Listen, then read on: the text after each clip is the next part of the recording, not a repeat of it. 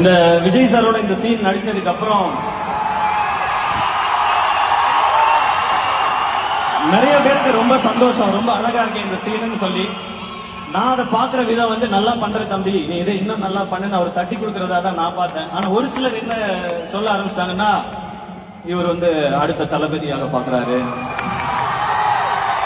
இவர் வந்து அந்த தளபதியாக பாக்குறாரு, இந்த தளபதியாக பாக்குறாரு, குட்டி தளபதி, திடீர் தளபதி அப்படிலாம் சொல்றாங்க. நான் சொல்லிக்கிறது ஒன்னே ஒண்ணுதான், நான் அப்படி நினைக்கிற ஆளா இருந்தா அவரு என்கிட்ட துப்பாக்கியை கொடுத்திருக்க மாட்டாரு, நானும் வாங்கிருக்கேன். அண்ணன் அண்ணன் தான், தம்பி தம்பி தான்.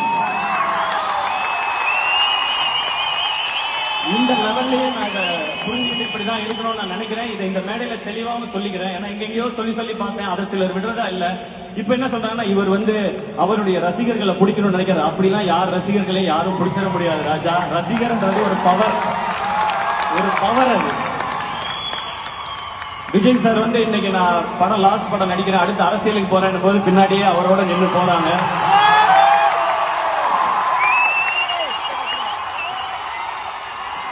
தல அஜித் சார் மன்றத்தை கழிச்சு ரொம்ப வருஷம் ஆச்சு. நீங்க மன்றத்தை கழிச்சாலும் பரவாயில்ல, நாம உங்க கூட தான் நிற்போம்னு நிக்கிறாங்க.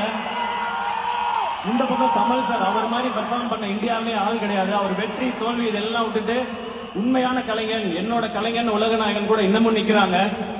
இந்த பக்கம் சூப்பர் ஸ்டார் ரஜினிகாந்த் சார் 50 வருஷமா சூப்பர் ஸ்டாரா நிக்கும் போது அவங்களோட நிக்கிறாங்க.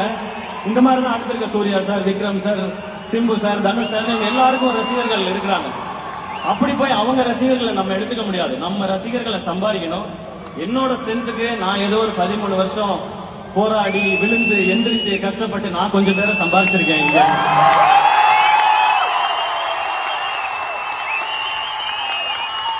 இது ரியல். எல்லா ஸ்டார்ஸோட ஃபேன்ஸும்